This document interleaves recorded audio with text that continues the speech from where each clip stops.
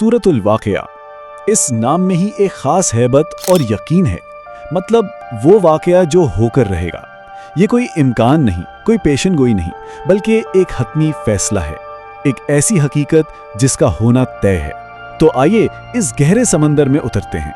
कुरान ये नहीं कहता कि अगर क़यामत आएगी, बल्कि ये बताता है कि जब वो वाक़या पेश आएगा तो उसकी सच्चाई को झुटलाने की कोई गुंजाइश ही नहीं रहेगी।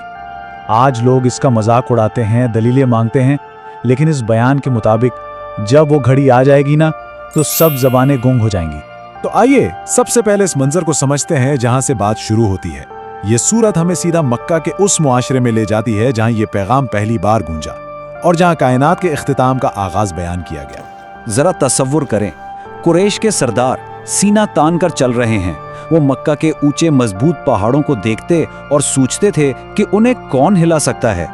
वो इन पहाड़ों को अपनी ताकत की अलामत समझते थे और ये ख्याल कि मरने के बाद कोई जिंदगी है उनके लिए एक लतीफ़े से ज़्यादा कुछ नहीं था। तो जब उन्हें बताया जाता कि एक दिन उनके जिस्म मिट्टी हो जाएंगे, लेकिन उन्हें फिर से जिंदा किया जाएगा हिसाब किताब के लिए, तो वो तंजिया हंसी हंसते थे। उनका दिमाग इस बात को मानने को तैयार ही नहीं था कि इस कायनात की भी कोई एक्सपायरी डेट हो सकती है। और फिर इसी गफलत के अंधेरे में वो पहला झटका आएगा।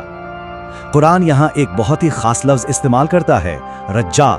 ये कोई आम ज़लज़ला नहीं है। इसका मतलब है किसी चीज़ को पकड़कर इतनी शिद्दत से झंझोड़ना जैसे किसी कालीन से मिट्टी झाड़ी जाती है। सोचें ज़रा, वो ज़मीन जिस पर वो अकड़कर चलते थे अल्लाह के हुक्म से ऐसे कांप उठेगी। और वो पहाड़ जिन पर कुरैश को इतना गुरूर था, वो ठोस चट्टानें, वो भी रेजा रेजा हो जाएंगी। ये सिर्फ तबाही का मंजर नहीं है, बल्कि ये ऐलान है कि पुराना निज़ाम ख़त्म और एक नया निज़ाम शुरू होने वाला है। वो सब कुछ जिसे वो दायमी और मजबूत समझते थे, उनकी आंखों के सामने बिखर कर हवा में उड़ती हुई धूल बन जाएगा। फिजिक्स के सारे कवानीन खत्म और हर तरह के इस्तेहकाम का तसव्वुर भी खत्म हो जाएगा।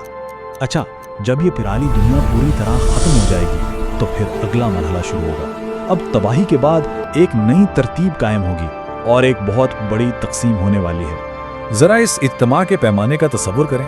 हजरत आदम अलैहिस्सलाम से लेकर इस दुनिया में आने वाले आखिरी इंसान तक सब के सब एक ही मैदान में खड़े होंगे। इस दिन ना कोई खानदान काम आएगा, ना कबीला, ना दौलत, ना ओहदा, हर किस्म की दुनियावी हैसियत जीरो। इस दिन हर एक शख्स को बिना किसी वापसी के सिर्फ 3 वाज़े ग्रोहों में से एक में डाल दिया जाएगा और हम सब भी उन्हीं 3 में से किसी एक में खड़े होंगे। तो आइए देखते हैं कि ये 3 ग्रोह हैं कौन, इनकी पहचान क्या है और इनकी आखिरी मंजिल क्या है। सबसे पहला ग्रोह बाएं हाथ वालों का। ये वो लोग थे जो दुनिया की अय्याशियों में डूबे हुए थे, हलाल हराम की कोई फिक्र नहीं थी। और यहाँ अहम बात सिर्फ गुनाह करना नहीं, बल्कि गुनाह पर डटे रहना और तकब्बुर करना था। दूसरा ग्रोह है दाएं हाथ वालों का। ये खुश नसीबों का सबसे बड़ा लश्कर है। ये फरिश्ते नहीं थे, इनसे भी गलतियां हुई, लेकिन इन्होंने अल्लाह का दामन नहीं छोड़ा। वो तौबा करते रहे, पलटते रहे। ये वो आम नेक लोग हैं जिन्होंने सब्र से जिंदगी गुजारी और हलाल कमाया। और फिर आता है तीसरा ग्रोह। ये आम जनती नहीं है, ये VIPs हैं। ये वो लोग हैं जो नेकी की तरफ सिर्फ चलकर नहीं गए, बल्कि दौड़ कर गए। ये हैं अस-साबिकून, यानी सबसे आगे निकल जाने वाले, जो अल्लाह के सबसे ज्यादा करीब होंगे। अब जरा इस स्लाइड पर इन तीनों अंजामों का फर्क देखें। बाएं हाथ वालों का अंजाम, झुलसा देने वाली हवा, खोलता हुआ पानी। अब दाएं हाथ वालों को देखें, ठंडी छांव, बहता हुआ पानी, और फिर सबसे ऊपर अस-साबिकून, जिनका इनाम अल्लाह का खास कुर्ब है। ये फर्क सिर्फ इस बात का नतीजा है कि दुनिया में क्या इंतखाब किया गया था। यहाँ तक सूरत हमें मुस्तकबिल का मंजर दिखा रही थी, लेकिन अब अंदाज एकदम बदल जाता है। अब अल्लाह सिर्फ खबर नहीं दे रहा, बल्कि अब वो सवाल कर रहा है। अब कटहरा लग चुका है और इंसान इस कटहरे में खड़ा है। अल्लाह का पहला सवाल इंसान की अपनी जात से मुताल्लिक है। सवाल ये है, भला देखो तो जो कतरा तुम टपकाते हो, क्या उससे इंसान को तुम बनाते हो या बनाने वाले हम हैं? इंसान तो बस एक नुत्फा मुंतकिल करता है, लेकिन उसके बाद माँ के पेट के अंधेरों में उसे एक मुकम्मल इंसान कौन बनाता है? इस अमल पर हमारा कोई कंट्रोल नहीं, जीरो। दूसरा सवाल हमारे खाने के बारे में है। भला देखो तो जो कुछ तुम बोते हो, क्या उसे तुम उगाते हो या उगाने वाले हम हैं? एक किसान सिर्फ बीज डाल सकता है, ठीक है, लेकिन सख्त अंधेरी जमीन का सीना चीर कर उसमें से वो नाजुक सी कौंपल कौन निकालता है? अगर अल्लाह चाहे तो उस खेती को वहीं तबाह कर दे और हम बातें ही बनाते रह जाएं।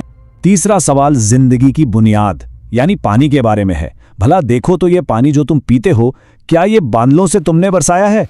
ये पूरा सिस्टम, समंदर के खारे पानी का भाप बनना और फिर मीठे पानी की बारिश बनकर बरसना, ये इतना बड़ा फिल्ट्रेशन प्लांट किसने लगाया है? अल्लाह चाहे तो इसे कड़वा जहर बना दे, फिर हम शुक्र अदा क्यों नहीं करते? और चौथा सवाल आग और तवानाई के बारे में है। भला देखो तो ये आग जो तुम जलाते हो, जिस दरख्त से ये ईंधन आता है, वो दरख्त तुमने पैदा किया था। अल्लाह फरमाता है कि हमने इस आग को एक याद दहानी बनाया है ताकि दुनिया की आग देखकर जहन्नुम की आग याद आ जाए। तो इन चारों सवालात के बाद जब ये बात बिल्कुल साफ हो जाती है कि तख्लीक, रिज़्क, जिंदगी और तवानाई पर हमारा कोई इख्तियार नहीं, तो एक ही मंतिकी नतीजा बाकी रहता है। अल्लाह फरमाता है, बस अपने अज़मत वाले रब के नाम की तस्बीह करो। ये सिर्फ एक हुक्म नहीं है, बल्कि इन तमाम निशानियों को देखने के बाद एक फितरी और मंतिकी रद्द अमल है। ये तस्लीम करना कि असल अज़मत और असल कंट्रोल सिर्फ और सिर्फ उसी का है।